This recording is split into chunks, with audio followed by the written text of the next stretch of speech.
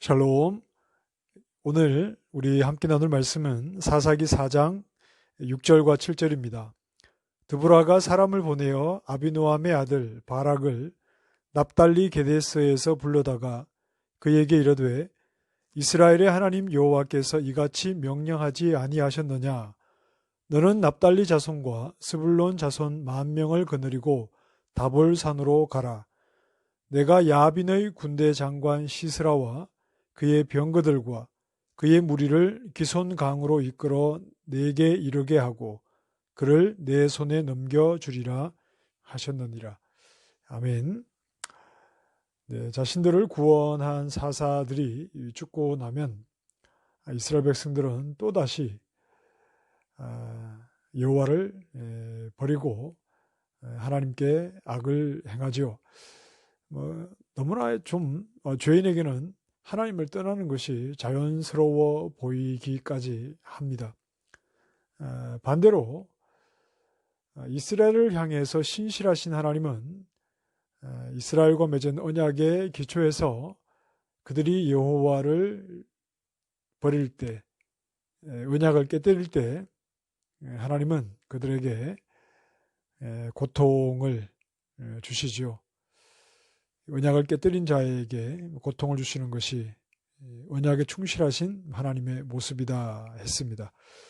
자, 이번에는 가나안의 하솔이라는 지역을 통치하는 야빈이라고 하는 왕에게 이스라엘을 붙여서 20년 동안 이스라엘을 심히 학대했다 그랬습니다. 아주 잔인하게 이스라엘을 통치했습니다.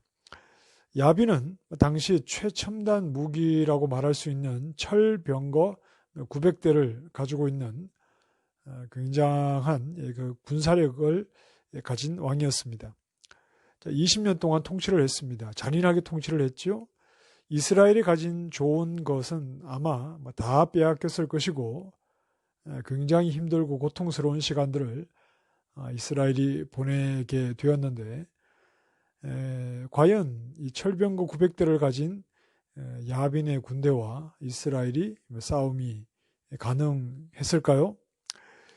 자, 이때 하나님은 여선지자 드보라를 사사로 세우십니다. 그는 선지자이기도 하고 또 사사가 되어서 백성들을 재판하는 그런 역할을 감당하고 있었습니다. 자, 드보라에게 20년간 학대를 받는 이스라엘을 구원하기 위해서 하나님의 말씀이 임하였습니다. 6절 말씀에 보면 드보라가 납달리 지파의 땅 게데스에 살고 있는 이 바락을 불러서 하나님의 명령을 알립니다. 그리고 납달리 지파와 스불론 지파 사람들로 구성된 10,000명의 군인이죠. 이제 싸워야 되니까 10,000명을 모집해서 야빈의 군대와 싸우라고 명령합니다. 하나님의 명령을 전하는 것이죠. 자, 왜 특별히 납달리 지파와 스불론 지파로 구성된 10,000명이 싸워야 하느냐? 자, 여기에 대해서 이런 이제 해석을 하는데 특별히 이 야빈으로부터 학대를 받고 좀 굉장히 힘들고 어려운 통치를 가장 힘들게 견뎠던 사람들이 바로 이 납달리 지파와 스불론 지파였을 것이다. 가장 심하게 학대를 당했던 이 지파들이 이제 군사가 되어서 야빈과 전쟁을 하게 하시는 겁니다. 과연 이들에게 싸움에 나아갈 만한 무기가 있었겠습니까? 변변찮은 그런 무기를 들고 나아갔겠죠. 그 무기라고 할 수도 없는 그런 것들 아니겠습니까? 특별히 철병거 900대를 가진 야빈의 군대와 변변찮은 그런 무기를 가지고 싸우는 이스라엘의 이 전투는 아무리 봐도 이스라엘에게는 승산이 없는 그런 전쟁입니다. 자, 그러나 지금 이들은 20년 전에 여호와를 떠날 때와는 달리 오랜 학대 속에서 여호와 하나님께 간절하게 부르짖고 있던 상황이었습니다. 자신들을 정복한 자를 향해서 싸울 수 있는, 그들에게 다가가 싸움을 할 수 있는 힘과 동기, 그것은 어디에서 나와야 되겠습니까? 20년 동안 잔인하게 학대를 받았으니 어떻게 보면 야빈에게 길들여져 있을 수도 있습니다. 감히 자신을 통치하는 강력한 왕에게 전쟁을 선포한다는 것은 웬만한 용기와 자신감을 가지고는 할 수 없겠죠. 이스라엘은 스스로 용기나 자신감을 가질 수가 없는 자들이었습니다. 그러나 그들이 여호와께 간구할 때 여선지자 드보라를 통해서 하나님의 말씀이 그들에게 임하였고, 그 하나님의 말씀, 하나님의 명령이라고 했습니다. 하나님께서 명하신 말씀이 야빈과 싸움을 하게 되는 이스라엘의 유일한 근거요, 힘이요, 동기가 되었다는 것을 우리가 알 수 있죠. 오직 여호와의 말씀만을 의지해서 승산이 보이지 않는 싸움이라 하더라도 하나님의 명령을 의지해서 이들은 이 전쟁에 나아가게 되는 겁니다. 이들이 여호와를 버릴 때는 여호와의 말씀을 무시했습니다. 모세를 통해서 주셨던 하나님의 모든 그 언약의 말씀, 율법의 말씀을 이스라엘이 무시하고 하나님을 떠나버렸죠.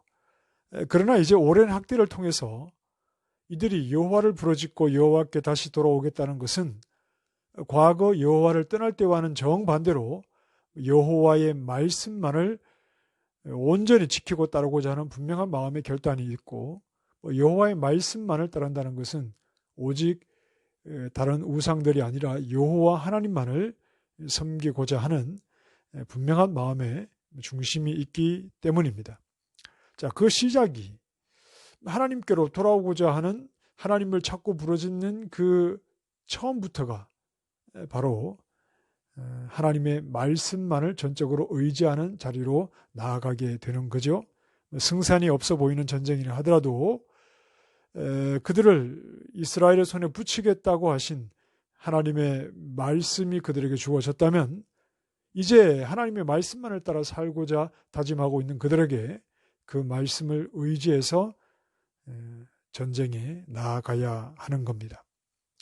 하나님 말씀에 대한 절대성, 그것이 보이지 아니하시는 여호와 하나님에 대한 절대적인 믿음을 보여주는 것입니다. 하나님은 보이지 않는데 보이지 않는 하나님을 오직 여호와 하나님을 유일한 하나님으로 믿고 따르겠다는 것은 여호와의 말씀을 절대적으로 순종하는 이 방법만을 통해서 가능한 것입니다. 그것만이 하나님과 바른 관계 안에 머물게 하는 길이죠.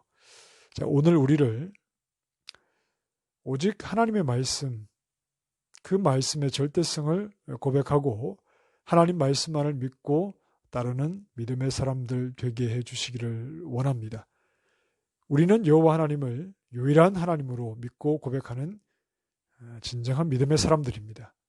이 믿음은 하나님의 말씀의 절대성을 고백하는 것을 통해서 오늘 우리 안에서 확인이 되어야 할 것입니다. 오늘도 사랑하는 주님을 가까이 하는 그 마음이 하나님의 말씀을 가까이 하는 것을 통해서 확인되고, 하나님의 말씀을 가까이 하고 그 말씀에 순종함으로 오늘도 하나님과 영적 교제가 있는 그런 삶이 되어야 할 것입니다.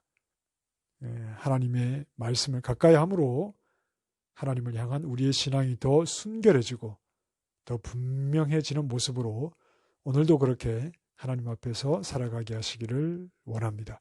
기도하겠습니다.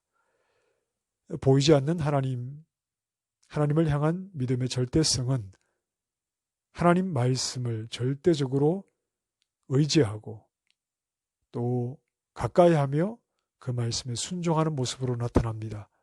하나님, 우리의 믿음이 힘있게 하시고 힘있는 믿음, 하나님의 말씀만을 절대적으로 따르는 것이오니 오늘도 그 말씀에 순종하는 하루가 되게 하심으로 하나님 앞에 의미 있는 한 날이 되게 해 주시옵소서. 예수님 이름으로 기도합니다. 아멘.